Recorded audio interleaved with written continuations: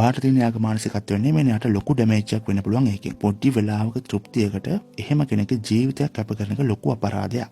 මොකද මේ සිද්ධිය සිද්ධ වුණා එතනින් පස්සේ තෘප්තිය ඉවරයි. මිනිස්සෙක් වගේ හෘද සාක්ෂියට එකඟව ජීවත් වෙන්න ඕන නම් අනිවාර්යෙන් අපි හැංගීම් වලට එහා දෙයක් හිතන්න ඕනේ හැම වෙලේම. මානසික පාලනයක් තියෙන්න ඕනේ. තමන්ගේ කියලා ස්ටෑන්ඩඩ් එකක් මේන්ටේන් කරගන්න ඕනේ. අවශ්‍යතාවයන්ට විතරක් හීන ලෝකමවල පෙන්නගෙන එතනට අප්‍රෝච් වුණොත් එහෙම වෙන්නේ අරයට වාව මුළු ලෝකෙම වෙලා. එයාගේ අධ්‍යාපනය කඩාකප්පල් වෙන්න පුළුවන්. එයාගේ ඉස්සරහා අනාගතේ එහෙම්මම ස්පොයිල් වෙලා යන්න පුළුවන්. එයා මානසික රෝගියෙක් බවට පත් වෙන්න පුළුවන්. මේ තත්ත්ව උඩ එයා නිති නැතුව සති ගණන් මාස ගණන් ගෙවනවා වෙන්න පුළුවන්. නොකා නොබී දුක් විඳිනවා වෙන්න පුළුවන්. ටිකට් එකේ මනසක ලයිෆ් එක පිරිහිලා යනවා ෂෙයා වෙලා යනවා. හරි බැඳීමක් කන්ටිනියු කරගෙන යන්න ගට් එකක් නැත්තම් කර ෆීල් එකක් නැත්තම් අනිවාර්යෙන් එදේ සිද්ධ කරන්න එපා. මට පර්සනල් මැසේජස් එනවා මේක ඇතුලේ මේක කතා කරේ නැහැ මේක කතා කරේ නැහැ කියලා. මම දන්නවා ඒකක වීඩියෝ එකක තුල හැමදේම කතා කරන්න බෑ. අද මම කතා කරන මාතෘකාව ඇතුලේ මට අවශ්‍යතාවය තිබුණේ මේ පොයින්ට් එක විතරක් හයිලයිට් කරන්න. ඒක ඇතුලේ අනුමාත්‍රිකා කතා කළ යුතු දේ බොහෝ තියෙනවා. ඒවා මම වීඩියෝස් වල එකින් එකට කතා කරනවා. ඒතර මෙතන මේ සිද්ධියට මුහුණ දෙන අයට නැත්තම් මේ සිද්ධියට මුහුණ දීලා නැති අයට වුණත් අවබෝධයක් ගන්න පුළුවන් විදිහට තමයි මම මේක කරන්නේ. මේක අහනකොට